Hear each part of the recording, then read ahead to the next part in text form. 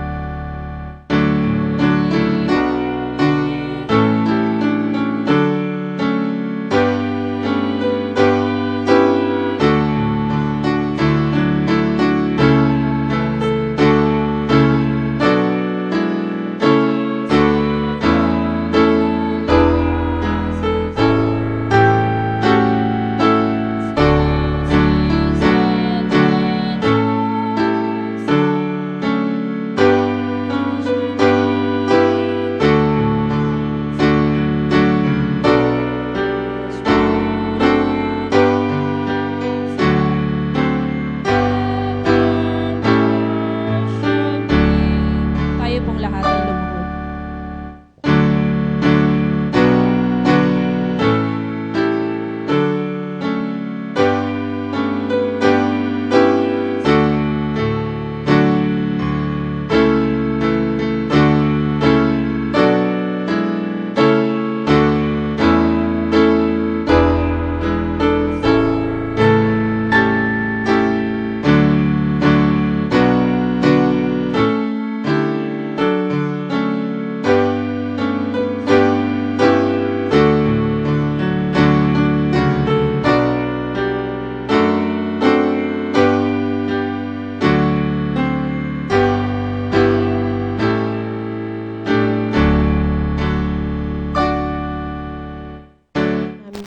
Marami pong salamat sa araw ng Sabat na ibinigay niyo sa amin. Salamat po sa pagkakataon na kami po ay makapag-worship sa inyo, sa pagkakataon po na makasama namin kayo. Samahan niyo po kami sa buong maghapon at i-guide niyo po kami sa araw na ito. Maialis po sa aming mga isip kung ano man po ang mga agam-agam na mayroon kami ngayong araw.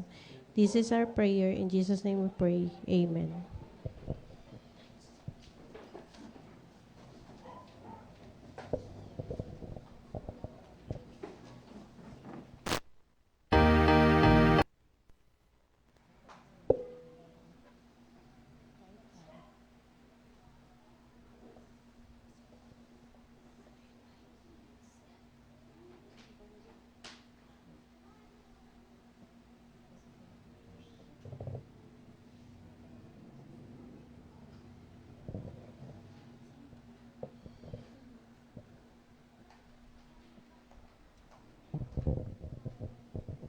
Para po sa ating tithes and offering, atin pong basahin sa 2 Corinthians 9 verse 7.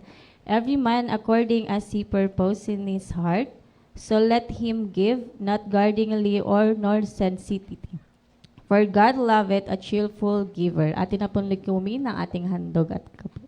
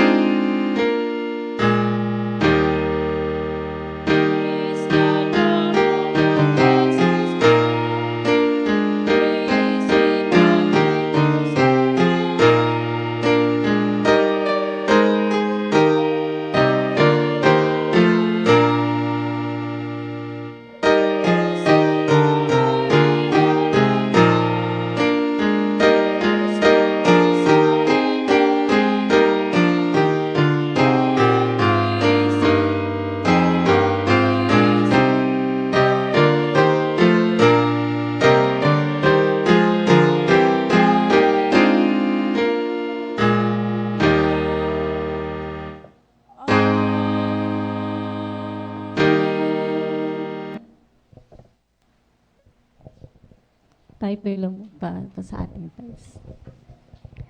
Ama naming Diyos na aming sa tahanan ng nasang mga kalangitan, muli po kami nagpapasalamat, Panginoon, sa araw ng Sabat na po ito. Marami pong salamat sa pagmamahal at pag-iingat sa bawat isa po sa buong linggo. Amin pong inilalapit sa inyo, Panginoon, ang aming ikapu at handog na nawa po ay magamit po sa ikalalago po ng inyong tahanang simbahan, Panginoon. Ito lang po ang aming dalangin sa matamis sa pangalan ni Jesus. Amen.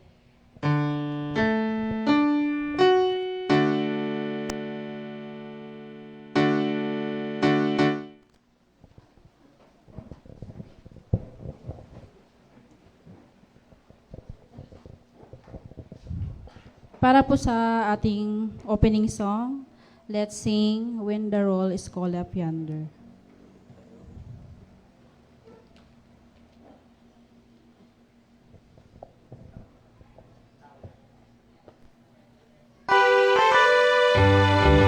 Kaya pong lahat ay tumayo.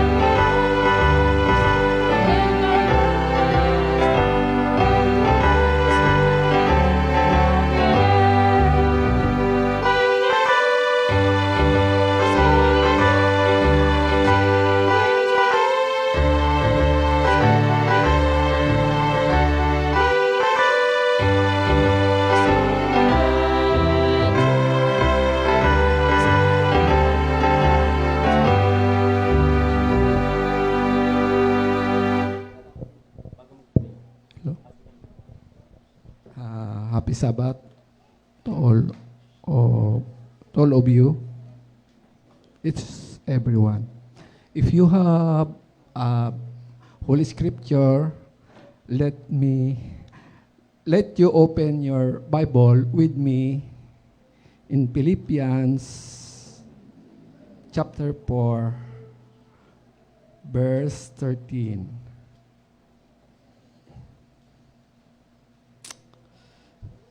Chapter 4, verse 13, it says,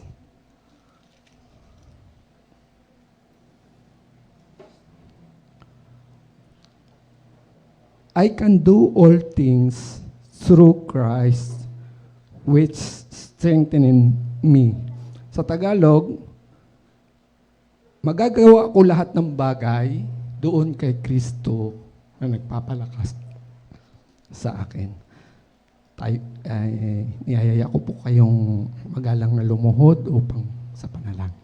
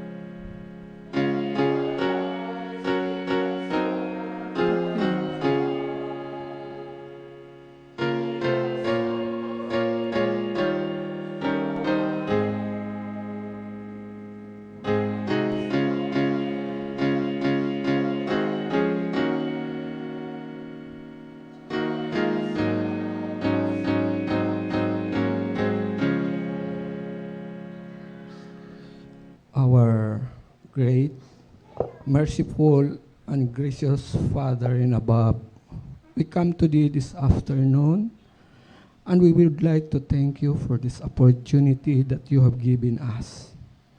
We pray, Lord, we need the Holy Spirit and guide our speaker, Sister Panginiban, to give a wonderful message from You. Thank You for this wonderful moment that we come together this Holy Sabbath day. We would like to thank You for Your kindness, and this Sabbath rest only belongs to You. Without You, we can do nothing. We invite Your holy angel to in our holy worship and open our mind as the representative of the truth from Thy presence. Forgive all our sins and give us peace in our mind and heart. In Jesus' name we pray. Amen.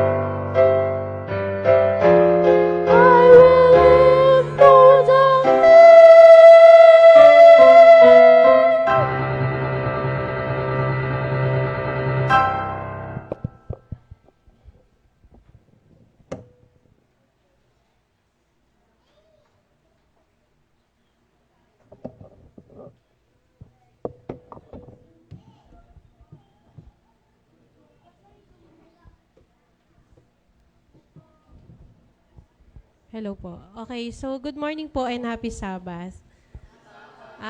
Kinakabahan po ako ngayon. After 8 years, nakatayo uli ako dito sa harap.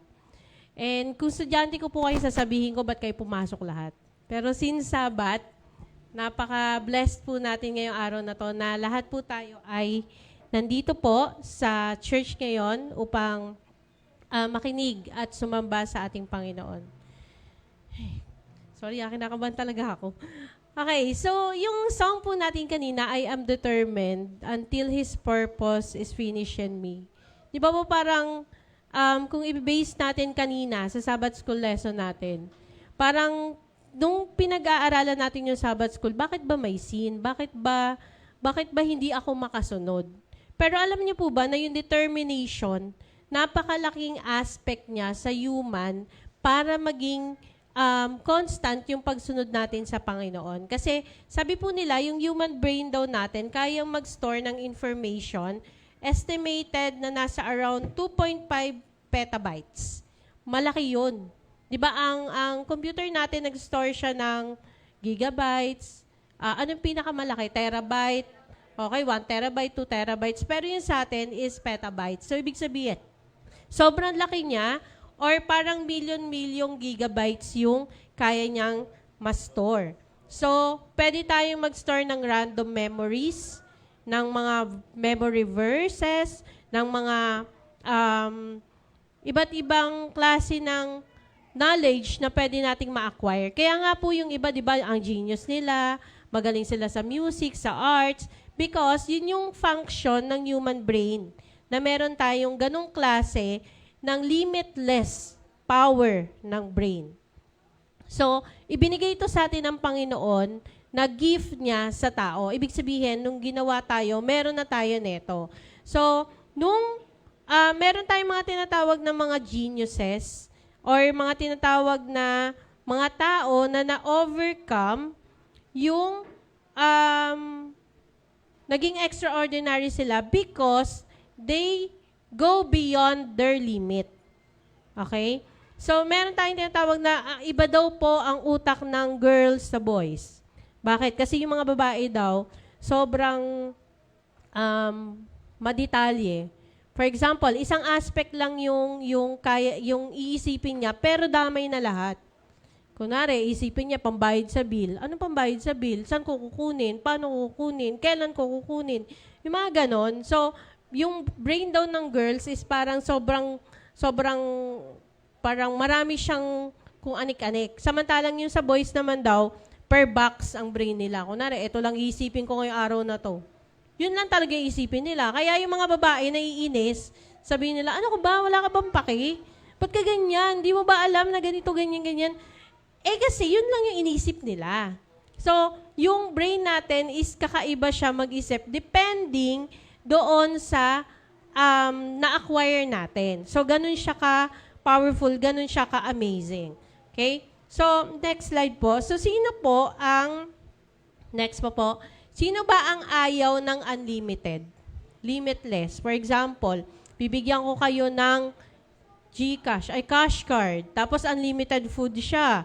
Unlimited data. Pwede kayong mag-data ng any amount, ganyan. Unlimited games. Okay? Unlimited games. Yung mga nagmo-Mobile Legend, mahilig sa Mobile Legend, unlimited yon. Paano kung buong magdamag kayo mag-games? Unlimited food and of course, unlimited money. Paano kung bibigyan kayo ng isang maletang punong-puno ng pera? Anong gagawin ninyo? Unlimited yun, ha? Pagka naubos, pwede kayong humingi ulit. So, what shall we do with that privilege? So, sabi natin, sa generation natin ngayon, sobrang attracted tayo sa salitang limitless. Gusto natin walang limit, gusto natin walang restriction, or walang free lang tayo. Pero napansin nyo ba, yung mga bagay na limited, minsan hindi natin na-enjoy. Like for example, pag naubos na yung internet, may inis na tayo. Si Ray, nung bata pa siya, naalala ko lang, meron kaming laptop, naiinis siya kapag nawawalan ng internet. Tapos, ang ginawa niya doon sa laptop, kakabigay pa lang nun ng church. Yung laptop kay Joven, kakabigay pa lang. Siguro mga ano siya noon, 4 or 5. Ang ginawa niya, binato niya ng mineral water na may laman, di nabasag. Pag uwi namin, sabi niya, Ma, may nangyari, hindi ko inaasahan. Ko ano yun? Tapos, yun, kinuwento niya na nabasag niya yung laptop. Kasi nga, dahil naiinis siya, kasi limited lang yung internet. Nauubos. So, nawawala. So, pagka-stress naman tayo, di ba, parang, lalo na pag walang pera, limited din yung money. Limited din yung oras natin, yung opportunity natin. Limited yung ano lang yung kaya nating ma-achieve. For example, sa trabaho. Gusto mong magpa-promote, pero hindi ka ma-promote kasi limited. Limited lang yung pwedeng ma-promote. May pinipili. Okay? So, yun yung mga bagay na akala natin is limitless, pero limited pala. Next po. So, ang taong gustong-gusto ng freedom, gustong-gusto din natin na walang humahadlang sa atin. Pero in reality, maraming tao ngayon na akala nila free tayo pero limited pala tayo. So, ano yung nangyayari? Bakit tayo nagkakaroon ng limited freedom? Okay? Next po. So, ang freedom natin, dapat gusto natin is unlimited. Pero tama po ba na maramdaman natin na dapat unlimited yung freedom na meron tayo? Kailan siya nagiging limited? Kailan siya nagiging unlimited? So, sabi dito, ang sin daw limits us. So, sin limits us. So, we are limited by fear. Lagi tayong takot. Takot maubusan ng pera, takot mawala ng minamahal. Lagi tayong insecure. Ano yung insecurities natin sa katawan? Yung hindi tayo maganda, mataba tayo, hindi tayo gwapo, yung mga ganon. Yung guilt. Di ba pag may nagawa tayong kasalanan, ayaw na nating mag-serve. Kagaya na sinasabi kanina ng mga panelists natin, alayo-layo ko na kay God, ayoko na mag-serve. Kasi limited tayo by guilt.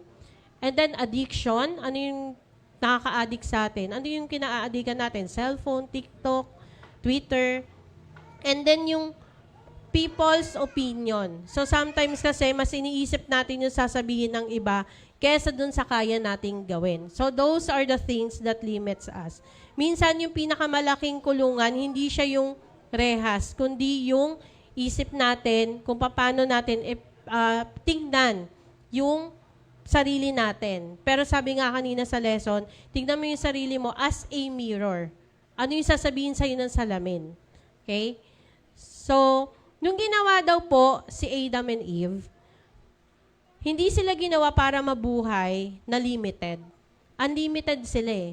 Di ba po? Sabi ni Lord sa Genesis 1:29, God said, Behold, I have given you every herb seed which is upon the face of the earth.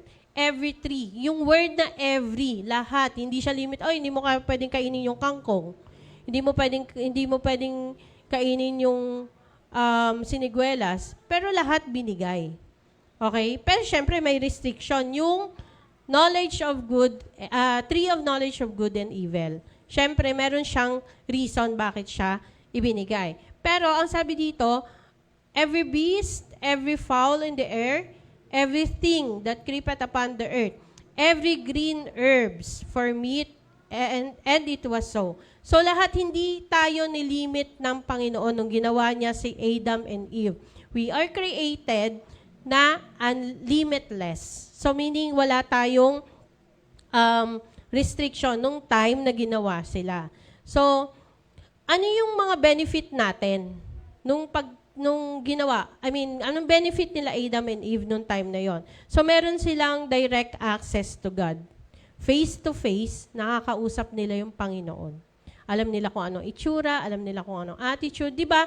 Mas maganda yung ganon. Naalala niyo ng pandemic. Ang daming parents yung nagre-reklamo kasi bakit daw sila yung magtuturo sa anak nila?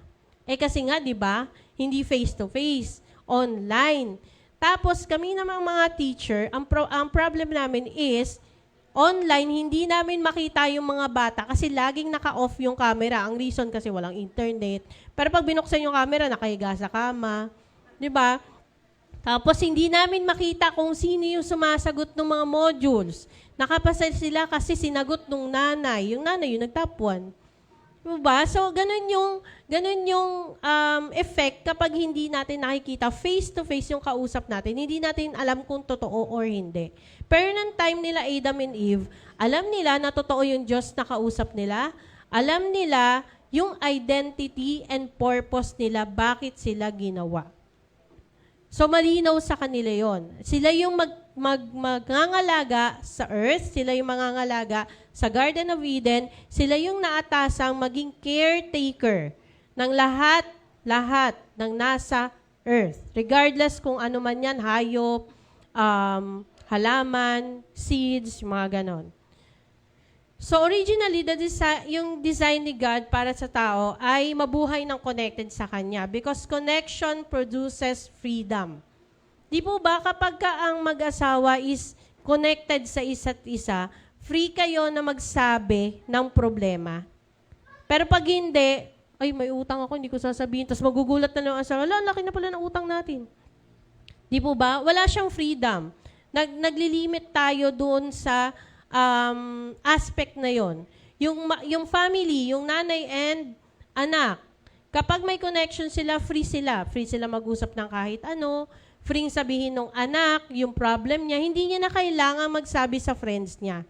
Yun yung reason bakit ang daming mga batang may mental illness or mental problem, yung mga stress, depressed, anxiety, kasi hindi nila masabi sa parents. Sino sinasabihan nila?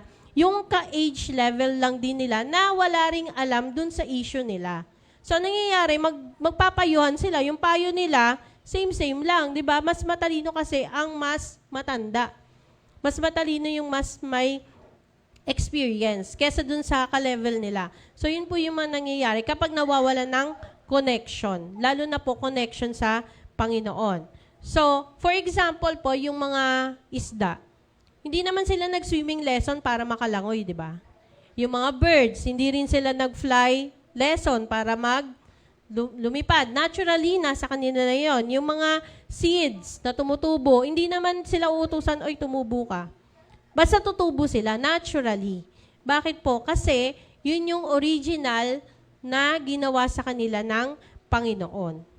Okay? So sabi dito, Galatians 5:1, stand fast therefore in the liberty wherewith Christ has made us free, and be not entangled again with the yoke of bondage.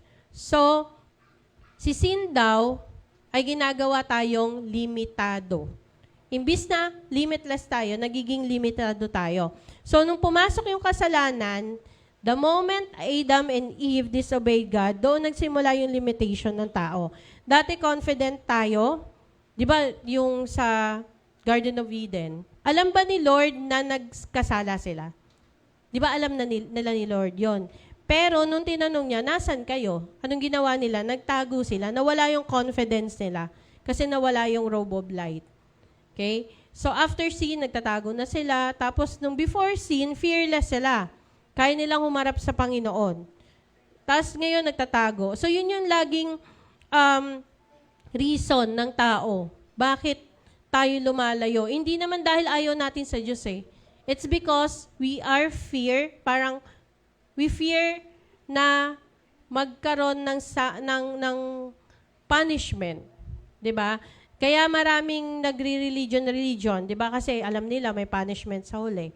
Merong, kumbaga sa mga Catholic, natatakot sila na mapunta sa impyerno. Tayo, anong kinakatakot natin? Hindi tayo maligtas. It's because of fear, not because we love God. Okay? So, sin seems to be regular part of life. Yun yung sabi kanina eh. Regular ba talaga na parte ng buhay ng tao yung kasalanan? Pero pag binalikan natin sa Genesis, hindi tayo kinreate na may kasalanan. We are created perfect. So, hindi siya normal na meron tayo. Yung sin, hindi normal na nasa atin. So, anong gagawin natin? Paano natin siya ma-avoid? So, hindi natural na nagkakasala yung tao. So, ano yung mga reasons bakit tayo nagkakasala? So, nung nagkasala daw yung tao, yung death enter humanity through Adam. So yung death naging limited yung buhay ng tao. Hindi na tayo limitless. Pero ang plano talaga ng Panginoon sa atin, maging limitless tayo kasi gusto niya makasama tayo forever and ever and ever. Pero dahil pumasok yung kasalanan, naging limited na tayo. Hindi na tayo limitless. So, kumonte, yung supposed to be everlasting, pero nagkaroon ng end. Yung mga hayop na mamatay, yung mga bulaklak na lalanta, yung mga bunga na bubulok, yung tao tumatanda at namamatay. Ako po, personally, ayokong tumanda ng age 70. Kasi feeling ko hindi na ako makakalakad dun. Ang dami ko kasing kinaing matamis. Ang dami ko kasing ininom na, ano yun? Milk tea, di ba? Feeling ko magkaka-Alzheimer's na ako ng 60. Kasi di ba doon pumapasok yung, yung Alzheimer's na sakit? 65 above. Sabi ko, Lord, gusto ko pag 65 na ako, yung eksaktong ganong age, yung makakalimutin na ako, tapos hindi na ako makalakad, tapos kailangan ko ng i-diaper. Lord, patulugin nyo na lang ako, ayoko ng ganon. Kasi ayoko maging burden doon sa mga taong may iwan ko. Tapos, sabi ko, may pera ba ako noon? Di ba, pag teacher, wala naman masyadong anda. So, meron ba akong savings noon? Wala akong savings. So, parang, sabi ko, it's either, Lord, dumating ka na, or, na lang, patulugin mo na ako para wala na akong problema. Kasi parang pag inisip ko, parang stressful, di ba? Kasi ang tanda mo na, saan ka pa magagala? Hindi ka na makakapag-swimming, hindi ka makakapag-gala-gala, di ba? Hindi ka na makakapag-rides, anong gagawin nyo? So, yun yung iniisip ko in the future. Paano pag ganun? So, iniisip ko nga, sabi ko, to si Eva, kung siguro hindi to nagkasala. Pag nakikita ko talaga to sa langit, di ba ako, if ever, di ba, makaligtas ako, tapos makita ko, ikaw, Eve, di ba? Bakit kasi? Yun yung tatanong, bakit kasi? Nagsalita yung ahas, tapos di mo man lang naisip na ba't mo kinausap? Di ba, bakit lahat ng hayop di nagsasalita, tapos si ahas nagsalita, kinausap mo pa? So, di ba, parang, kumaga, kung i-imagine ninyo, ewan ko kung naiisip nyo po yun, kasi ako mahilig ako mag-imagine ng mga ganun. Pag na-imagine ko siya, parang, nga, no, ba't ganun, no? Bakit hindi? Bakit oo? Yung mga ganun pong klase ng pag-iisip. So, next po, but your iniquities have separated between you and your God.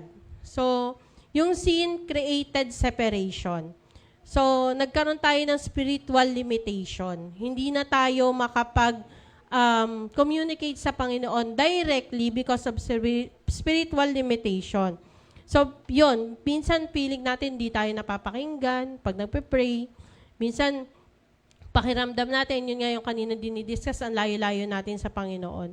Actually, na-experience ko siya. Yung parang, ayoko na mag-pray kasi ang layo ko na, tapos kung ano-ano nang gagawin mo sa buhay mo. Yung kumbaga, magwa-wild ka, pero hindi ka pa rin naman masaya after mong gawin. Di po ba? Yung magiinom ka, magpunta ka sa mga barkada mo, pero at the end of the day, di ka pa rin masaya, may kulang pa rin. So, ano kaya yun? So, yun yung sinasabi nila na only God can fulfill the emptiness that we have in our hearts.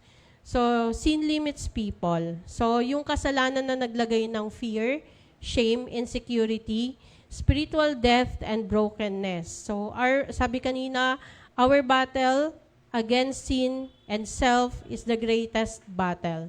Yun lang naman Yun lang naman yung reason bakit tayo nahihirapan. It's because of sin.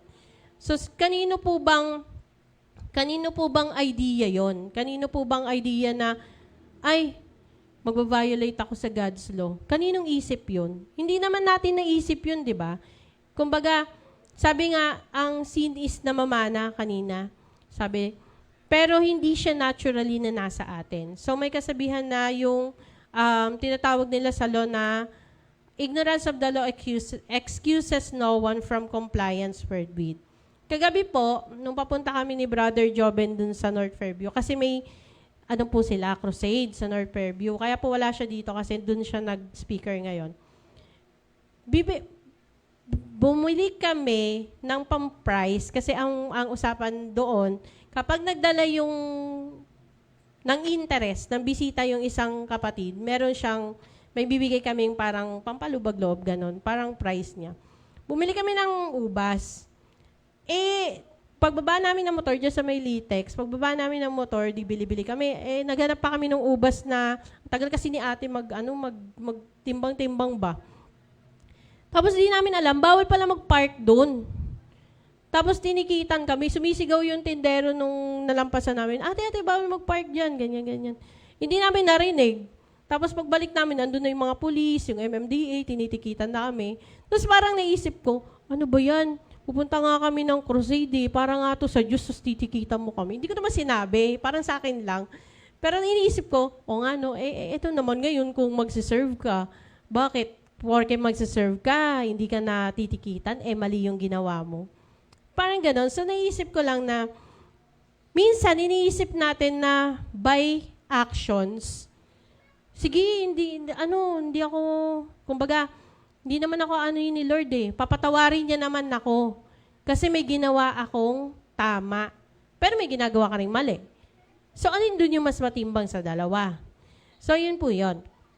Kaya po, sabi, sin is the violation of the law of God. Sabi sa John 3:4. So, ano yung mga law of God? Kanina na-discuss to, kaya natutuwa ako. Sabi ko, eksakto yung lesson ko dun sa Sabbath school.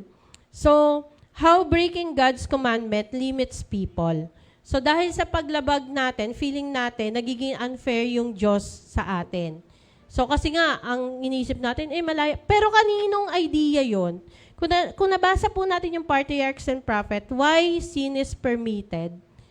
How sin, parang ganun, yung chapter 1, hindi ko matandaan yung title, basta parang ganun siya. Kay Lucifer po pala yung idea na ganun. Yung unfair ang Diyos, bakit kasi may law, bakit may 10 utos, plus dagdagan pa ng nanay, 11 utos na. So parang, ang dami namang utos, ang dami susundin. Di po ba? So parang, ang sakit sa ulo, pag inisip natin, pero originally, hindi naman pala dapat yun yung nararamdaman natin. Hindi pala tayo dapat naiinis or nagigilty kasi merong law. Kasi naturally, we are created na sumunod sa law. Nauna pa yung law sa tao Kasi di ba sa heaven pa lang meron ng God's law. Binabalang yun nung time ni Moses Pero meron ng sinusunod sa heaven. Kaya nga di ba nag-transgress si Satan? Kasi ang first transgression niya is the first commandment. Yung wag ka magkaroon ng Diyos other than me. Yun. So, parang pag inisip natin ang daming rules ni God, parang nakakasakal. Yung sabi ni Mark kanina, kung nasakal ka na, oo, nasakal na kami. So, ang daming mga iniisip ng tao na, bakit bawal yan, bakit bawal to? Tapos ang dami pang binigay na utos. So, ang pag inisip natin, yung idea na yun, hindi pala yun sa tao, galing pala siya kay Lucifer. So, what if yung 10 Commandments were never made to limit us? They were purposely designed to protect our freedom. Kagaya kanina, sabi ni Sister, sino ba nagsabi nun? Yung railings, di ba? Tatalong ka ba dun sa railings, dun sa gilid ng bundok, di ba? Hindi mo sasadyain yun. Kasi it's your protection para hindi ka mahulog sa bangin. Protection mo yun Bakit mo sasadyain na banggain? So yung, for example, yung sa traffic lights kanina, yung kay Brother Edison, na susunod ka ba sa traffic lights? Of course. Kasi pag hindi ka sumunod, may tendency na mabangga ka. Kung nakasakay ka sa tren, yung tren tumatakbo, nasa riles. Pag umalis siya sa riles, hindi na siya makakaandar ng tama kasi magiging disaster yung mangyayari dahil nga wala na siya dun sa tamang linya niya. So yung freedom na yon, akala natin yun. Akala natin yun yung magpapasaya sa atin. Pero eventually, nagiging prisoner tayo ng consequences nung kasalanan. Okay? So, the law of love is the 10 Commandments. Yung 10 Commandments po pala ay batas and pagmamahal ng Panginoon para sa atin. So, isa-isahin natin. 10 lang naman to. For example, you shall have no other gods before me.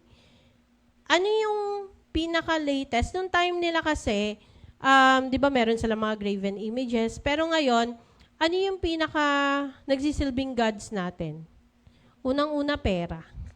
Di ba? Pag may pera ka, feeling mo, di ba, untouchable ka na.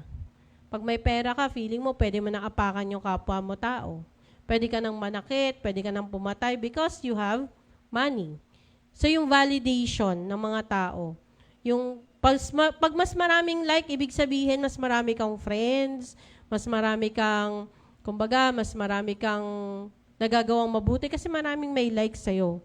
Relationship, social media, and then yung sarili natin. Sometimes, nagiging Diyos natin yung sarili natin. Naakala natin ang taas-taas natin. Naakala natin hindi na tayo magkakasakit. Yung sinasagad natin yung sarili natin sa work kasi feeling natin, superhero, ganun. So, unti-unti, nilalamon po tayo ng ganitong klase ng kasalanan na hindi natin alam, transgression pala siya ng first commandment. So, kapag nawala na yung mga dinodiyos natin, ano na mangyayari? Malulungkot na tayo. So, the second commandment is, thou shalt not make unto thee any graven image. So, kapag ang ginawa nating mundo is yung identity natin, yung parang sa atin na lang, parang, di ba nga, sabi nga, hindi natin kayang sa sarili natin, kailangan natin yung Panginoon. Or, kapag ginawa nating mundo, yung mga celebrities, yung bini, yung mga ganun, wala nang nakita sa kwarto mo, kundi posters nila, wala nang nakita sa buhay mo, kundi yung mga kanta nila, hindi ka na nagsisimba kasi attend ka ng concert, yung mga influencers, yung mga latest trends, yun, pwede siyang maging reason kung bakit nawawala tayo sa Panginoon. So, anything you worship controls you. Lahat ng wini-worship natin, nakokontrol tayo. So, next is, thou shalt not take the name of the Lord thy God in vain. So, iwasan natin yung paggamit ng pangalan ng Diyos sa mga jokes, sa mga mura, sa mga fake promises. Yung, swear to God, babayaran kita, tapos di ka naman nagbayad. Diba? Sinama mo pa yung Panginoon, ano yung siya magbabayad?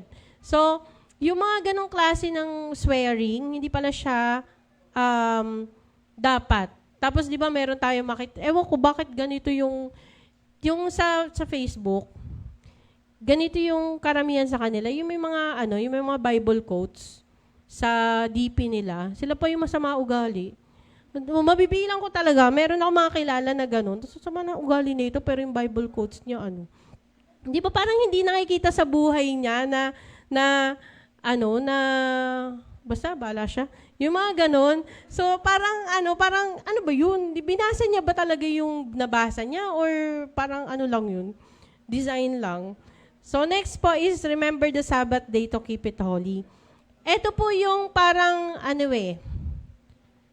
parang ang hirap niyang i-fulfill. Since tayo ay nabubuhay sa mundo kung saan lahat kailangan mabilis, kailangan may ganito ka, kailangan ganito yung standard mo. So, hindi natin talaga nalalaan yung oras natin sa Panginoon. Honestly, kahit, di ba, kahit naman sino tanungin natin, kahit ako, hindi, guilty ako dito kasi hindi mo talaga, nadadesecrate talaga yung Sabbath. Alam niyo po yun, na sa maliliit lang na actions. For example, nasa church ka nga, pero nagsiselfone ka. Naka-open yung ML, naka-open yung Instagram, naka-open yung TikTok, naka-open yung ML. Diba? So sabi, break naman alas 12 hanggang alauna, break. Pwede tayo mag-ML. Pwede ba yun? Di ba whole day ang Sabbath, sunset to sunset, sunset ng Friday, sunset ng Saturday. Tapos, uwi tayo, uwi na ako, alas 3 na Tapos na yung Sabbath. Hindi pa, kasi hindi pa sunset. So, minsan parang ang hirap, sabi nyo, Sister Jean, ang hirap naman niyan. Ang hirap naman niyang i-practice kasi ang dami nating ginagawa. May trabaho pa ako, ganyan. Sino ba nagbigay sa'yo ng work? Di ba si God din? Sino ba nagbigay sa'yo ng kakainin mo? Di ba si God din? Naniniwala po ako na kapag loyal po tayo sa Panginoon, hindi siya manghihinayang na ibigay sa atin yung kailangan natin. Kasi, marami ng testimony, si Brother James, nag-testimony siya ng ganun. Maraming testimony na mas nagiging abundant sila by ano tawag nito? Yun sa pagsunod ng Sabat. Mas nagiging parang maalwan yung buhay nila. So naranasan ko po kasi na di ba hindi ka magsisimba pag Sabat, mag-online ka lang. Hindi pa rin siya fulfilling eh. Yung nasa online ka, tapos wala ka sa church. Parang boring pa rin siya. Kasi ang dami mo rin nakikinig ka ng sermon, naglalaba ka, nagluluto. So yung brain mo, hindi rin siya nakafocus dun sa day. Tapos paano daw yun mangyayari? Di ba nung ginawa ng Panginoon yung first day hanggang sixth day, lahat yun good. Pagdating ng seventh day, nag-rest siya. Yun yung parang celebration ng lahat ng good na nagawa niya mula first day hanggang sixth day. So, paano mo ma-appreciate yung Sabat kung mula first day hanggang sixth day, hindi siya good? So, dapat po pala, ang gagawin natin, mula first day, good na siya. So, paano natin mapapractice yon? Pagising sa umaga, worship. Bago matulog sa gabi, worship. So, good na siya. Kasi siguro naman kung nag-worship ka ng umaga, wala kang gagawing masama ng after lunch, di ba? Kasi kaka-worship mo na ng umaga. Di po ba? So kung inaabangan natin, ay mag-worship ako mamayang gabi, alas 6. Siyempre, hindi ka rin gagawa ng kakaiba ng kasalanan bago ka mag-worship. So, ibig sabihin, magiging good per day. Yun yung preparation natin sa Sabat. Hindi lang siya dahil Friday ng hapon, dun lang magpe-prepare. So, dapat po pala good from first day to sixth day. And then the celebration will be on the Sabbath day. So, para siya maging good. Next po. Honor thy father and thy mother. So, may mga kabataan po kasi ngayon na akala nila kapag nire-restrict sila ng parents, inaalisan sila ng freedom. 'Di ba? Hindi nila alam na yung binibigay sa kanila is lesson kasi nadaanan na yun ng parents. So, paano nasisira yung relationship ng magnanay, magtatay? It's because walang honoring. So, nagiging rebellious yung bata. So, kaya po importante na bata pa lang, matrain na po sila sa morning and evening worship. Ang ganda po kasi ng effect nito pag lumaki na sila. Though, siguro may mga instances na pwedeng mawala sila sa simbahan, mawala sila sa faith, pero yung lesson na mga natututunan nila, hindi po yung nawawala sa isip nila. Kasi nga yung memory natin can store ng data na sobrang dami. So, hindi siya pwedeng mawala. So, eto po yung lagi ko sinasabi sa mga students ko na makukulit. Lagi ko sinasabi sa kanila na yung attitude nyo ngayon dito sa room, hindi yan kayo eh. Kasi yung attitude nyo, na yan, parang na-intact na siya eh. Yung pigil na siya. So, kung ano kayo sa bahay, yun din yung mailalabas nyo dito sa school. So, you represent your family. Every time na lalabas kayo ng bahay, always remember that you represent your family. You represent your mother and your father. Kung ano yung tinuro nila sa'yo, yun yung i-represent mo outside.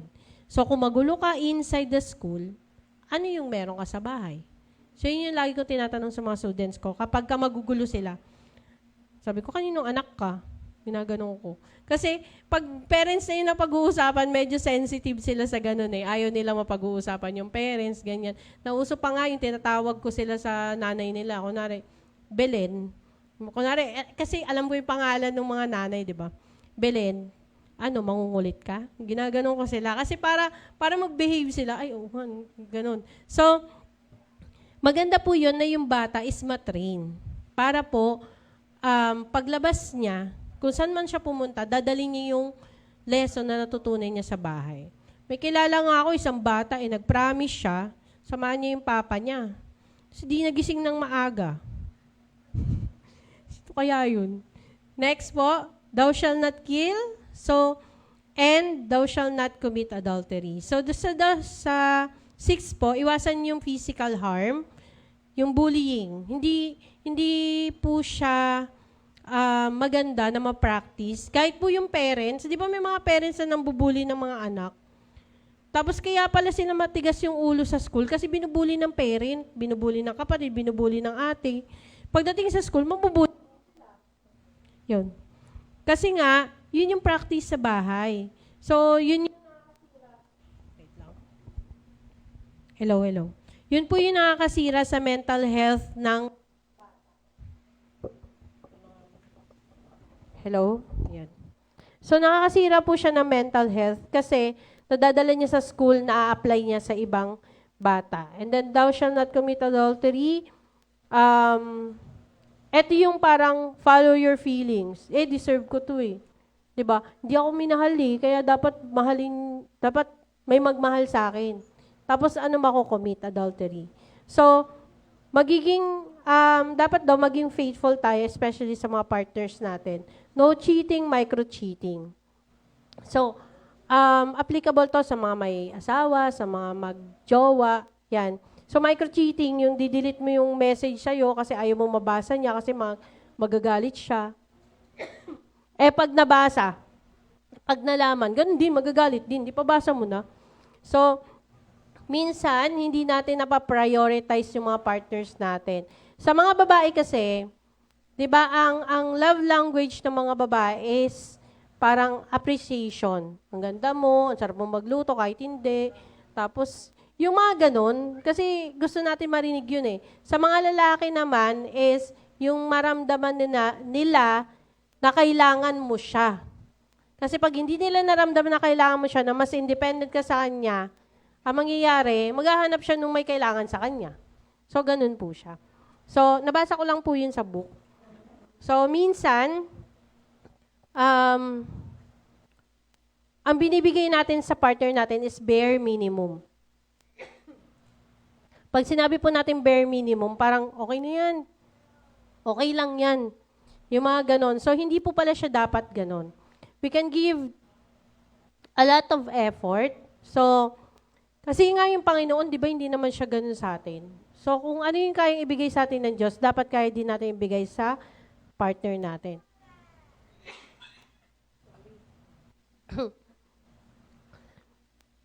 Next po.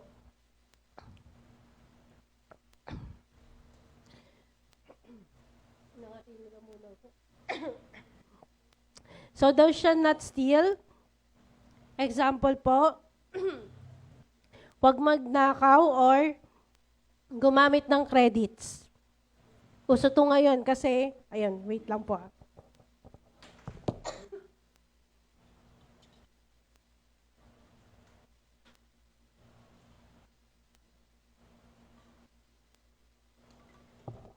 Ayan, sorry po Okay. So, wag daw po magnakaw or gumamit ng credits. Yung parang, iba yung gumawa, tapos i-credit mo sa sarili mo. So, dapat po, matuto tayo na mag-credit din sa iba. And then, yung pagnanakaw natin ng oras sa Panginoon. Kasi sometimes, imbis na i-worship natin, inonood pa natin ng Facebook, ng Reels, di po ba? So, mas maganda na masanay tayo na mag-worship kaysa sa yung mga regular na ginagawa natin para sa mundo. Next, thou shalt not bear false witness against thy neighbor. So, huwag tayong gagawa ng fake stories, chismis, edited screenshots. So, sa school namin, nagkaroon po kami ng problem dito kasi may isa kaming student, gumawa siya ng video na hindi kanais-nais doon sa mga classmates niya. Edited siya. So, ang reason niya doon, kaya niya daw ginawa, napagtripan niya lang. Ganun kasi ka-advance yung technology natin ngayon na pwede kang gawa ng issue ng tao nang gamit lang yung AI. So, we have to be careful with that. Di kung gagawa ka lang din ng ganun, di gawin mo ng Bible study. 'Di ba? Nakapag-share ka pa. Next is, thou shalt not covet. Ito yung spirit of comparison. Kapag lagi daw po tayo nagko-compare sa kapwa natin, yung lagi natin kino-compare yung sarili natin sa kapwa natin, nagkakasala din po tayo dito kasi nawawalan po tayo ng peace, contentment, and then magiging insecure, lagi tayong maiinggit. So yung comparison limits the joy that we have. Di ba ang gusto nga ng Panginoon is maging masaya tayo. tapos malilimit lang siya. Yung mga achievements natin, gusto ng Panginoon, ma-enjoy natin yon. Pero kapag nagko-compare na tayo, dun na tayo nagkakaroon ng limitation. So, ang contentment po ay laging matatagpuan sa Diyos. Pero, dapat connected din po tayo sa Kanya. So, sabi po dito, yung batas daw po ng Panginoon is eternal, meaning from habang buhay siya or forever siya. Hindi siya natatapos. Nung tinubos tayo ng Panginoon, ang reason, ano pang magiging reason natin? Di ba? Sabi nga, di ba, bumaba na siya sa langit, nagpapako na siya sa krus. So ano pa yung reason natin para magkasala? So the main idea is not to sin. Dapat daw po hindi tayo naggagawa ng kasalanan or hindi na tayo nagkakasala. Kasi originally, wala naman talaga tayong dapat kasalanan. 'Di ba? Nung ginawa tayo, hindi tayo makasalanan. So dapat ang practice din natin everyday is not to sin. So ang magiging goal daw natin everyday is to stop sinning. Siguro po kung lahat tayo gagawin 'yon, darating na po si Jesus. Mabilis na lang. Kasi anyway, yun lang naman ang problema natin, may sin tayo eh. Bakit hindi siya dumadating eh? 'Di ba? So, ibig sabihin, perfection is possible. Possible tayo maging perfect. Kasi every time na sasabihin natin na, ay, hindi ko kaya yan eh. Ay, hindi ko magagawa yan eh. Imperfect ako kasi, bakit nagpi-feedback? Sabihin natin, imperfect ako kasi tao lang ako. So, laging ganun yung sinasabi natin, tao lang ako. Si Jesus ba, hindi ba siya tao? Di ba bumaba siya as is, naging tao siya, para lang tubusin tayo, para lang ipakita sa atin na, oy, carry yan. Kaya natin. Okay? So, hindi imposible ang perfection kasi nagawa nga ni Christ. So, ano yung reason? Wait lang, palitan natin yung mic. Hello. Sa mic ba yun? Hindi. Okay. So, ano yung reason bakit nagagawa natin? Kasi meron deception si Satan. So, ang deception niya is the false freedom. Yung kalayaan na hindi totoo. So, ang style kasi ni Satan, syempre, hindi siya obvious. Ang gagawin niya, kunwari, sabihin niya, halika, sige. Hindi niya sasabihin sa'yo na sisirain ka niya. Ang sasabihin niya sa'yo, uy, sige, gawin mo, deserve mo yan eh. Try mo lang, o kaya hindi naman yan masama. Kagaya na sinasabi kanina dun sa Sabbath school lesson natin. Yung unti-unti, yung, sige, isang beses lang, tapos malayo ka na. Sige, isa pa. Di pa naman naman ako talaga pumapatay. Diba? Hindi pa naman ako nagnanakaw ng perang malaki, konti lang. Pero still, sin yun yung deception ni Satan eh, na binibigay niya sa atin, na akala natin, freedom siya. Pero hindi po pala. Kasi we disobey God, we disobey God's law, and then we are disobeying the 10 commandments. Sabi nga, di ba, if you love me, keep my commandments. Ibig sabihin, hindi natin mahal si God. Kasi hindi natin kinikip yung commandments niya. So sabi po sa God's Amazing Grace, page 146, obedience to the law of God develops in man a beautiful character that is in harmony with all that is pure and holy and undefiled. So sabi dito, his daily obedience to the law of God obtains for him a character that assures him eternal life in the kingdom of God. So yun po yung nagagawa ng pagsunod sa Panginoon. Nagkakaroon po tayo ng beautiful character. So kung masama yung ugali natin, ibig sabihin, hindi tayo obedient. So sabi po sa Isaiah 5:2, but your iniquities have separated between you and your God, and your sin have hid his face from you, that he will not hear. So yung freedom natin is nagkakaroon ng limitation kasi nasa-separate tayo sa Panginoon. So ang freedom po is not a license to sin. Hindi porket may freedom tayo, pwede na tayo magkasala. So, hindi pwedeng ganun yung practice natin sa buhay natin. So, fake freedom, ano daw po yung fake freedom today? Yung addiction. Akala natin, for example, yung addict ka sa games, sa mga youth natin, addict sa ML, addict sa COD, akala natin pantanggal siya ng stress. Pero connected siya sa health eh. Kapag lagi ka naglalaro, lagi kang puyat, ano mangyayari sa katawan mo? Babagsak. Yung validation sa social media, akala natin confident siya, pero pride siya. So nagtatago siya, nagde-disguise siya into mga ganong klase ng scenes. So yung toxic relationship, akala natin love, hindi pala love yun. Toxic pala siya. So sisirain tayo ng mga ganong klase ng relationship. Yung binubugbog ka na, akala mo, mahal mo pa, yun pala, hindi pala. So di ba napabarangay mo na, tapos akala mo love pala yun, hindi pala. Diba? So, kaya ako po sinasabi kasi na-experience ko yun eh. So, hindi tayo nakakalaya eh. Kasi akala natin yung binibigay na pagmamahal is deserve natin. Hindi pala natin yung deserve. Mas deserve natin yung pagmamahal ng Panginoon kasi wala siyang kapalit. Kumbaga, yung kapalit niya is for good para sa atin. So, ang totoong limitless life, hindi ibig sabihin gagawin natin yung lahat. Yung totoong limitless is being free from the things that destroys us.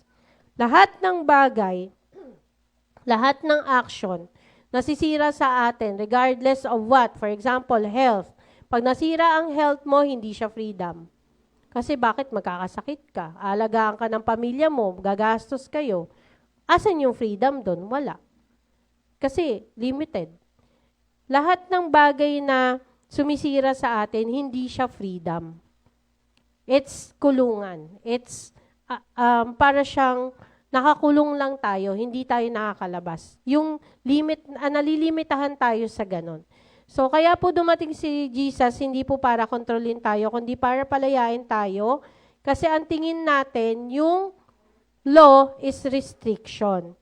Pero para sa Diyos, protection natin siya. So,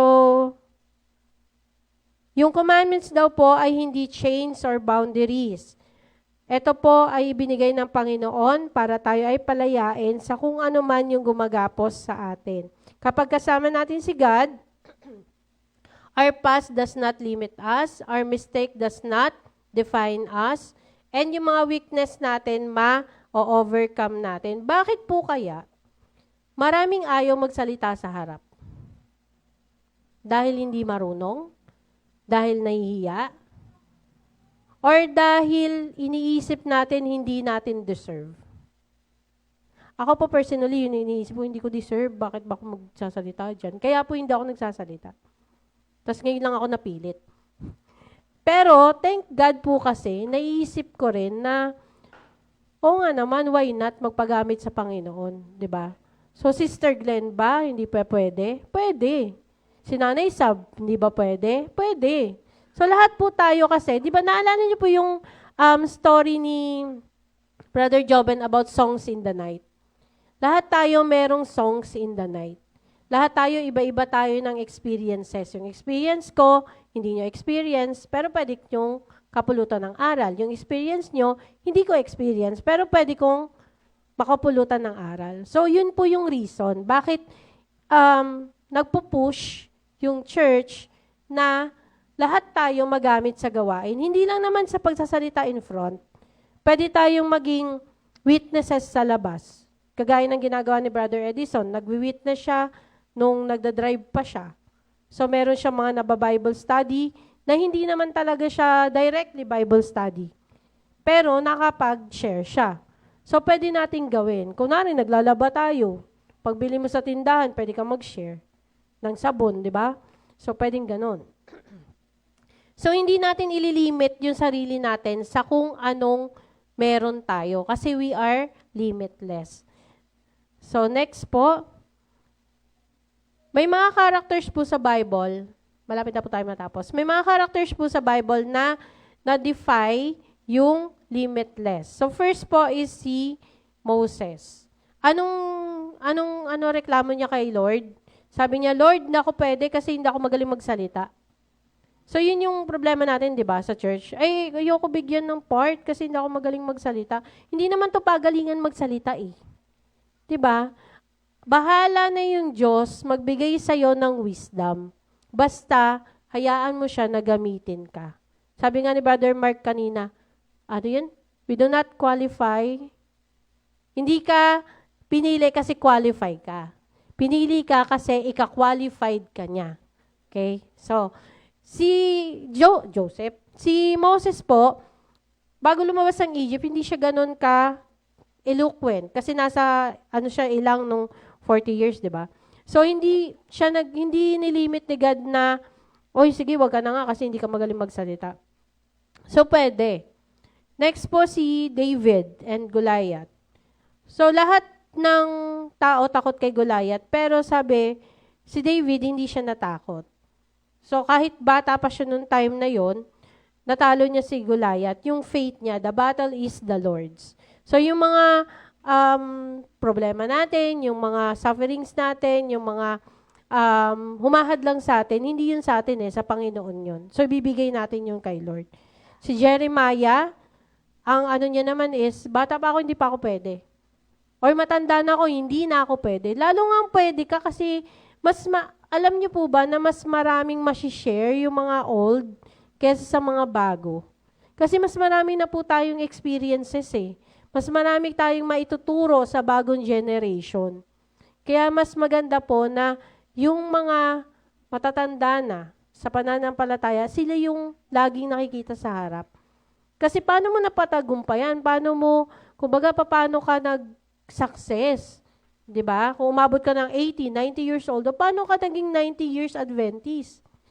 Nang wala kang parang na-overcome mo yung mga sins. So, mas maganda siya. Lalo na po kung mga bata. Last time po pumunta sa amin Sister Janice. Nagtatanong siya kasi si Ellie, yung anak niya, sabi niya i-homeschool niya. Tapos sabi namin, bakit mo i-homeschool?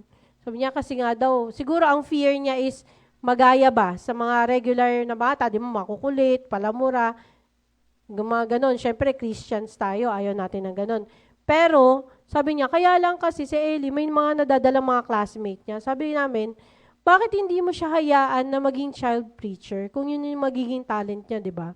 Magdala siya ng kaluluwa, tapos yung mga teacher niya, ministry niya. So, maganda siyang upbringing para sa bata. Tsaka isa pa, bakit tayo matatakot na isama yung mga anak natin sa wild, kumbaga sa lugar kung saan may mga hindi Christian, kung alam natin na yung foundation natin sa Kanya, yung tinuro natin, matibay. Doon lang naman tayo matatakot kapag wala tayong tinuro sa anak natin. Pero kung meron, hindi tayo matatakot na palabasin sila sa labas. Kasi alam natin na hindi sila may influence. Sila yung makaka-influence ng iba. So, mas maganda yun. So, yun po. Next po. Sabi nila, if sin limited humanity, paano daw tayo magiging free ulit? So, hindi natin kayang tanggalin sa sarili natin yung mga kasalanan natin. So, no amount of money, success, pleasure, or self-improvement can remove sin. Kaya kailangan may magbayad. Si Christ yun. So, kaya siya ipinako sa krus kasi siya yung nagdala ng mga kasalanan natin. So, dun sa cross, yun daw yung lugar kung saan yung sin ay natapos. Yung sin na broke natin or a place where limitation were broken. So, sabi dito, every limitation caused by sin, Jesus carried it on the cross. So, yung cross po kasi nagsisimbolize siya ng purpose. And then, yung weakness natin, dun sa cross, naging strength siya. So, yung mga failures natin, insecurities, nung nandun na si Christ sa cross, lahat yun na-overcome niya. Kaya nga sabi niya, it is finished, di ba? Yun yung meaning nun.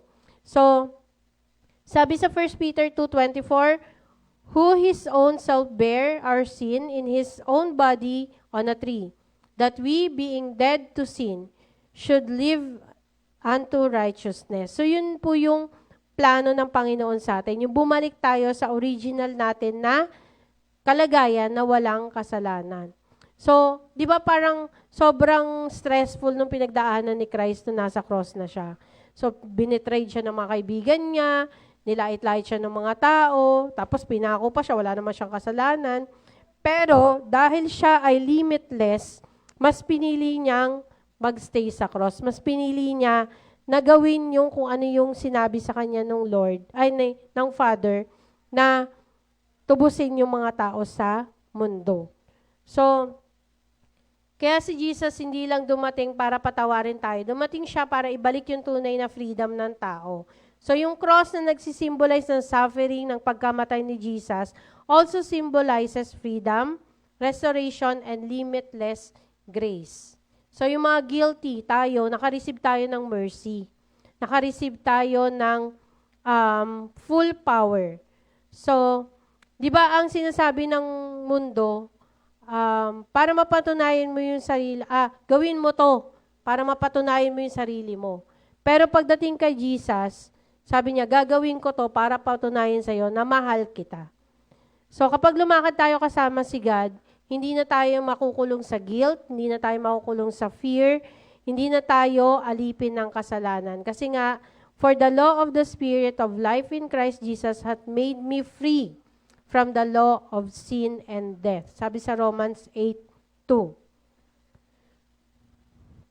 So yung grace binigay na po sa atin. Kaya mapapansin natin yung mga kasama ni Jesus, hindi mga Pharisees, hindi Sadducees. Sino kasama niya?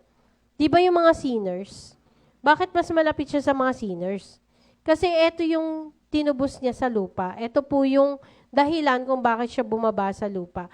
Nung nung pinako si Christ sa cross, yung curtain temple, nahati daw po siya sa gitna.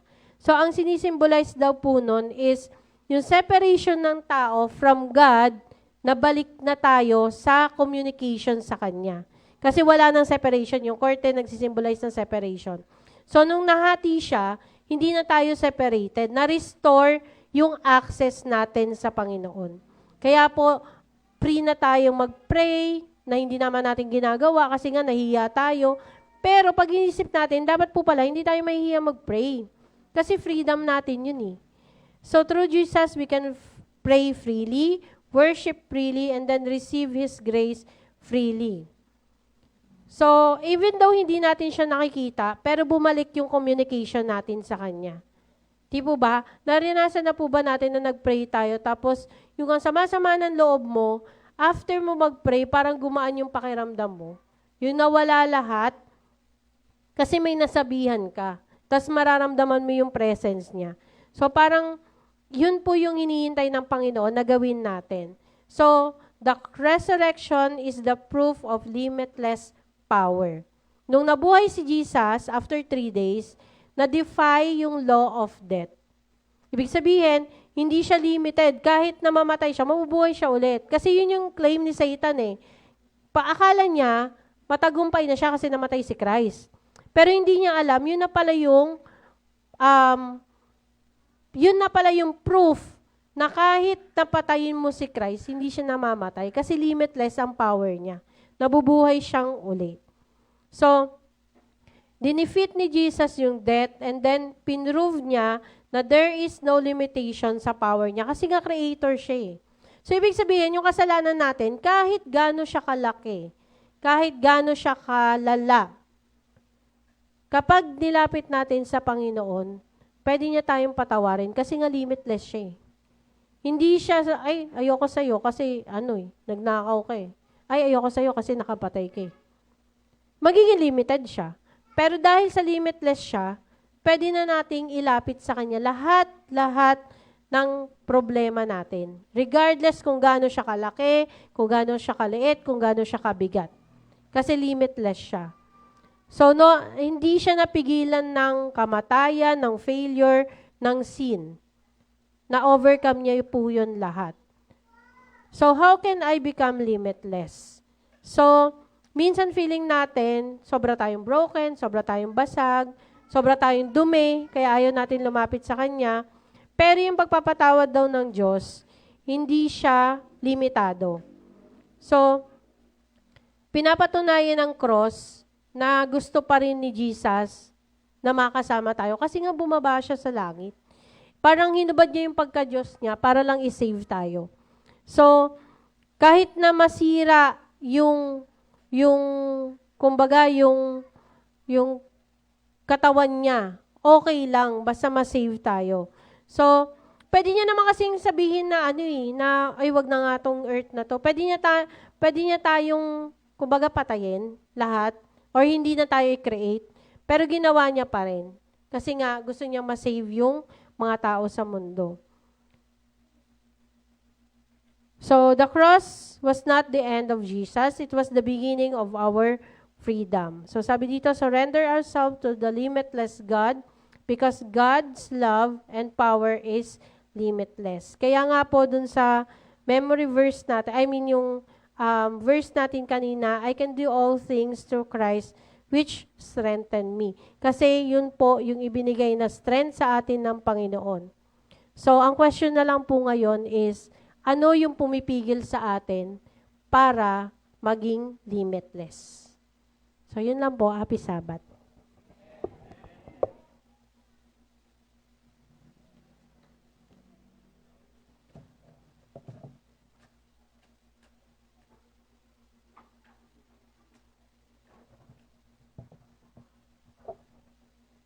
Para po sa ating closing song, let's sing The Church Has One Foundation. Kayo pong lahat ay tumayo.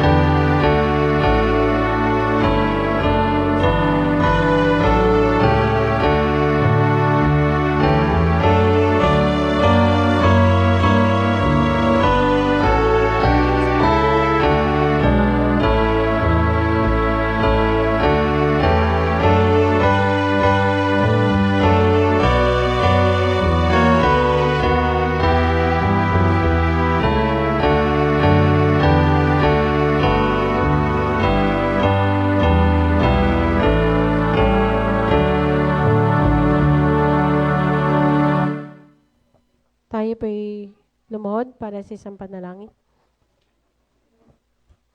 Amang Banal, marami pong salamat sa lesson na natututunan namin. Ama, tulungan niyo po kami na huwag pong limitahan ang aming mga sarili sa pagsunod sa inyo. Alam po namin na Kaya niyo po kaming patawarin sa kung ano man po ang pagkakasalang nagawa namin. Kaya niyo pong isolve kung ano man po yung problemang kinakaharap namin. Tulungan niyo po kami na mas mapalapit pa po sa inyo, na mas maramdaman namin ang inyong presensya sa araw-araw upang mapagtagumpayan po namin ang bawat laban namin sa bawat araw. Salamat po sa sabat na ibinigay niyo ngayong araw na to at patawarin kami kung saan man kami nagkulang at nagkasala. In Jesus' name we pray. Amen.